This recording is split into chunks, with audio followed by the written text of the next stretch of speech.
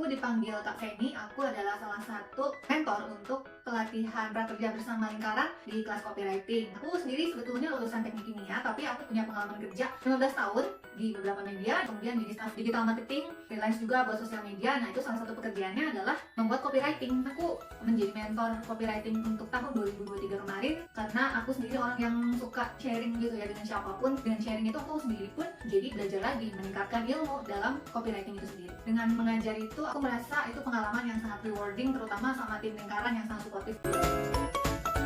Soal metode pengajarannya sendiri, kebetulan ada modul yang udah disiapin sama tim lingkaran untuk peserta. Ada banyak istilah mungkin yang baru. Di situ aku harus jelasin gitu istilah-istilah yang sulit itu artinya tuh seperti apa sebetulnya. Kemudian memberikan contoh. Nah, ini juga penting banget. Jadi bukan cuma teori-teori, misalnya ada rumus copywriting gitu. Contohnya seperti apa? Apakah ada brand atau produk yang menerapkan si rumus itu misalnya, hasil dari riset produk itu seperti apa keluarnya di dalam contoh-contoh iklan yang ditonton bersama-sama. Nah, kalau orang akan jadi sadar bahwa sebetulnya iklan itu, hasil copywriting itu sesuatu yang sangat dekat dalam kehidupan sehari-hari. Dan mungkin itu yang mempengaruhi setiap keputusan kita gitu, dari bangun tidur sampai tidur lagi gitu kan. Nah, kemudian satu lagi yang gak kalah penting itu membahas soal. Jadi hampir setiap akhir pertemuan tuh akan ada soal gitu, latihan.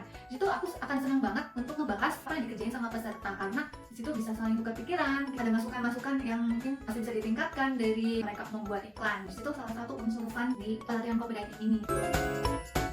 Untuk interaksi dengan pesertanya sendiri, aku yang pasti harus misalnya dalam membahas modul itu nggak langsung cuma kayak ngebacain atau membiarkan peserta membaca aja, tapi justru ada beberapa saat dimana aku membiarkan peserta untuk nebak dulu kira-kira ini tuh apa, kenapa alasannya gitu ya. Misalnya alasan dari iklan ini pakai kalimat ini tuh kira-kira kenapa, apa karena itu terhubung sama target marketnya, tebak siapa kira-kira target marketnya gitu. Nah, itu menurutku akan membuat peserta tuh jadi paham kenapa iklan itu tuh sengaja dibikin kayak gitu sama sebuah brand tertentu misalnya. Aku berharap peserta tuh memang langsung merasa interaktif, terlibat gitu ya dalam diskusi itu, bukan cuma baca gitu. Nah, terus kita ngebahas soal gimana menulis dengan tata bahasa yang baik dan benar. Jadi aku sendiri juga diingatkan, aku juga mengingatkan sama-sama peserta bahwa ada beberapa hal tuh yang bisa kita lakuin, kayak misalnya buka kamus, buka KBBI gitu. Itu sebenarnya sangat membantu dalam pekerjaan copywriting.